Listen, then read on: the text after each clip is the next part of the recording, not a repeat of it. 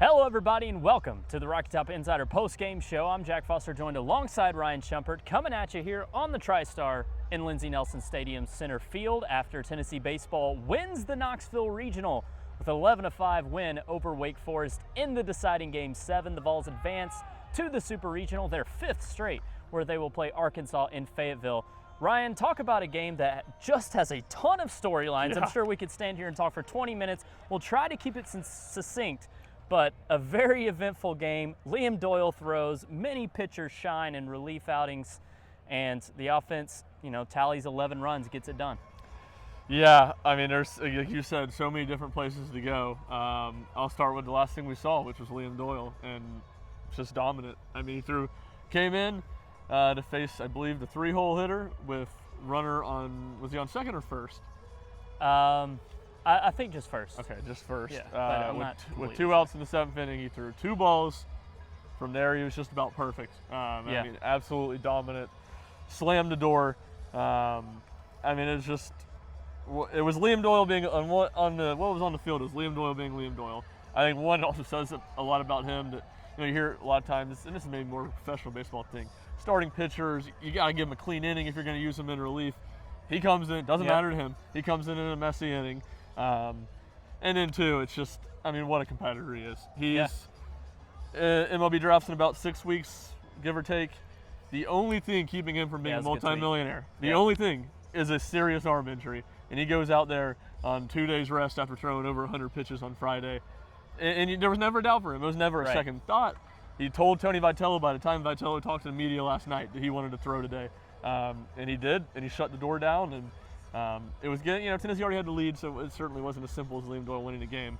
But as Wake Forest kind of had been slowly building some momentum into that moment, it just felt as simple as Tennessee had Liam Doyle and Wake Forest in that. Electric factory are 2 words that we often tweet as baseball consumers, baseball reporters. It's probably overused, but Liam Doyle is the epitome of electric factory. It should not be used for any other Tennessee baseball athlete moving forward because Doyle is that, and no one else can compare, because anytime he gets the final out of the inning tonight, it was electric. It was unreal, the energy he was putting on display, and the dominance, as you said, did not allow a base runner, struck out 5 in the end, I believe, 2 1/3, so he got 7 outs on just 31 pitches, so he was very efficient as well, which was important to keep that pitch count a little low, as Tennessee is, of course, going to travel to Arkansas next week, where Doyle will play a big part. But you're right, just being able to, or having the will to come out here and do that tonight as such a elite prospect was special to see. Yeah, it really was. And Tony Vitello talked about it. It wasn't just him. He said everybody, all the pitchers wanted the ball. I think you could say, A.J. Russell's outing didn't go as well, but similar, not quite as dramatic, but he hadn't thrown twice in a weekend all season as he's worked back from Tommy John surgery he had in June. He gets the ball to start. It sounded like, Nate Snead was willing to throw as much as possible. Marcus Phillips, if things had kind of gotten wonky, he was in the bullpen at the very end. Yeah. He was chilling down there. I think the game was going to have to go more than 9 innings tonight for Marcus Phillips to throw, but he was willing, which is the point in hand. So, Tony Vitello has been, throughout the season, has talked about how much he likes this team throughout their losses and some struggles, and that, I think, is a representation of why. You mentioned Russell. It was great to see him want to have the ball like he did tonight and start the game. Like I said, not the outing he may have wanted, but I want to touch on the other 3 pitchers that we saw tonight. All 3, had their moments of greatness tonight. Dylan Loy comes in. He had the shortest outing of the 3, just an inning, but gets out of a jam there when he comes in a dirty inning.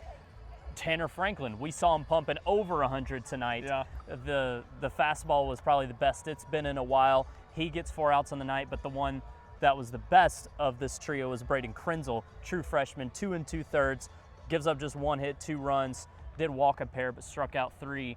And, this is a guy we didn't have a lot of confidence in going into the postseason because of how shaky he'd been since the sickness.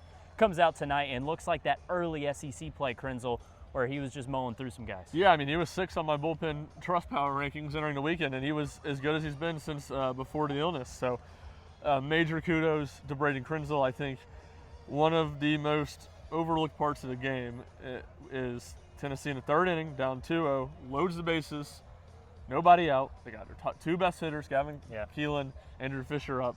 Keelan double play, Fischer strikes out. They only score 1 run. Right. Juice kind of taken out of his place.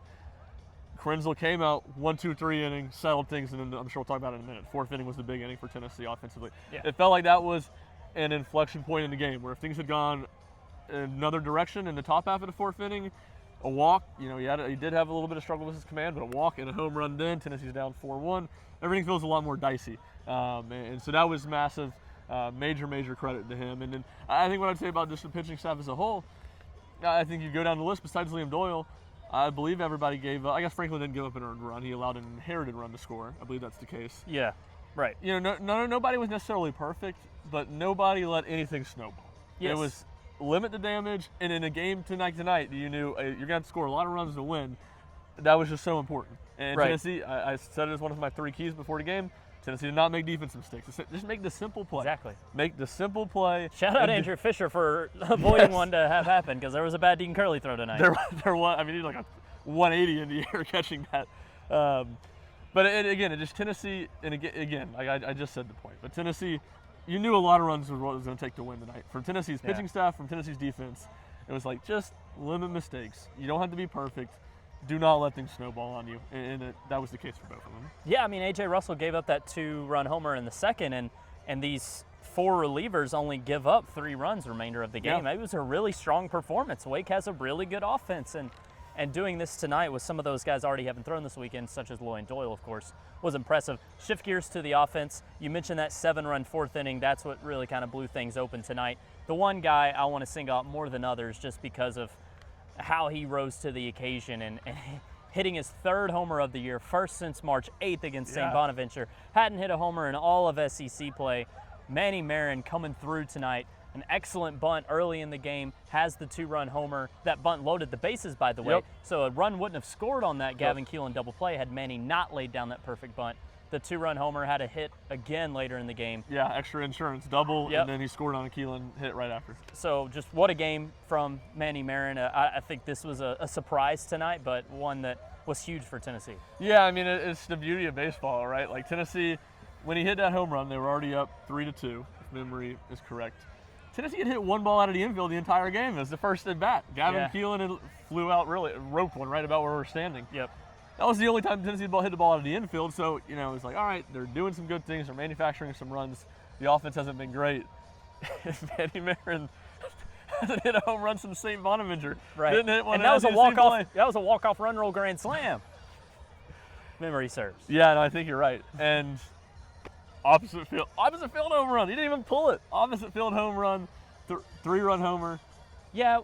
Right. It was right here. Yeah, right over the NCAA regionals. Right, so you got to add 25 to there. But so it's just like, man, what a moment, what a baseball moment. How can you not be romantic about baseball? And then, I guess 2 batters later, Gavin Keelan, he got it's like they got the lid off the rim with that fly ball. Gavin Keelan singled out here to the outfield, and Andrew Fischer, 24th of the year, deep to right to follow it. So and bedlam at Lindsey Nelson Stadium. Yeah, I think that Manny homer was 376. He actually got 374. He actually got Fisher on distance there, but a huge homer from Fish as well to start compounding things. But big night for Manny. Reached base in all of his plate appearances. He had walked once as well, so 3 for 3 with that walk.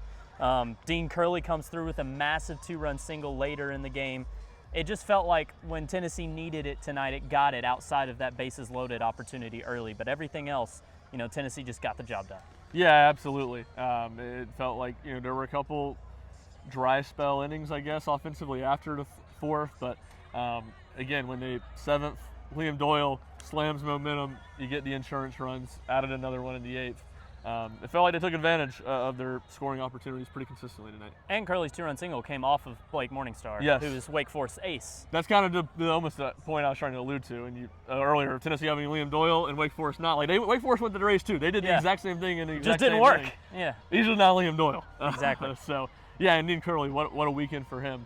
He was great at the plate, and that was so important because and Hunter Inslee was better tonight. He had a walk, he had a single. But still not a great weekend for him. Dalton Bargo had a rough weekend in the 4-hole. Reese Chapman had a rough weekend, though he did, good at bat, kind of a check swing, infield RBI single. Yeah, that was weird. In the 4th inning. Yeah. But none of those guys were great. And so that'd be 3, 4, 6. Dean Curley there at 5 was really good, and I think that helped kind of keep the middle of the lineup afloat when the top guys were really good and the back guys were good. Right, and with Inslee and Bargo kind of struggling as of late, it's all the more important for Curley to be good and Chapman to have a presence. Last thing here, Canon Peebles gets ejected late in the game, says something to the catcher after striking out. It was a pretty quick ejection. Tony Vitello it was a foolish mistake on Canon's part. That means Canon Peebles will be suspended for 1 game, so he won't be available in the series opener against Arkansas. Just plug and play Stone Lawless. Yeah, I mean, it's simple. It's simple on all fronts. Foolish by Canon Peebles. Can't put yourself in that situation. And yeah, it'll be Stone Lawless time. He's certainly very capable, and we'll see what he can do and how he'll, we'll see. I would think Marcus Phillips is going to start game 1. Stone caught a lot of Marcus Phillips earlier in the season, right, is my point. So there should already be a good point. Some familiarity. Maybe Tennessee's there. It encourages Tennessee to put Phillips in game 1 even more, if that's the case. It's a guy that he's worked with all year. I mean, I think it almost makes it a no-brainer. Liam's worked with Canon all year. Yeah. Even if this is Saturday, Sunday, Monday, you got 2 games guaranteed. Save Liam Doyle for game 2 when he's going to have his usual catcher. And that makes sense. Marcus is very familiar with Stone. So I lied. One more last thing quickly. Andrew Fischer, 3 walks tonight, 2 hits. I mentioned the homer. Fischer and Doyle, the 2 Ole Miss guys, the best friends. Maybe this is a better conversation we can expound on after the season, but what they've done and then what they did in this regional, you just cannot take this for granted what these 2 guys are doing for Tennessee. Yeah, this team would have been in a bad spot if they didn't have those 2. Yeah. And I'm sure they would have found another pitcher, another player in the portal. Right. They were good, but not as good as those 2 guys. No doubt about that. So they've both been phenomenal all season. For a lot of the season, they kept Tennessee afloat during their struggles, and this time of year, and this wasn't true for everybody, but for the most part, Tennessee's stars played really well this weekend. And those are the 2 biggest. You got it. 11-5, Tennessee beats Wake Forest in Game 7 of the Knoxville Regional Final, advancing to the 5th straight Super Regional for Tony Vitello's program. Will face his buddy Dave Van Horn and the Arkansas Razorbacks next weekend in Fayetteville. We'll have you covered for that, of course, RockTopInsider.com. That's Ryan Schumpert. I'm Jack Foster. We'll see you next time.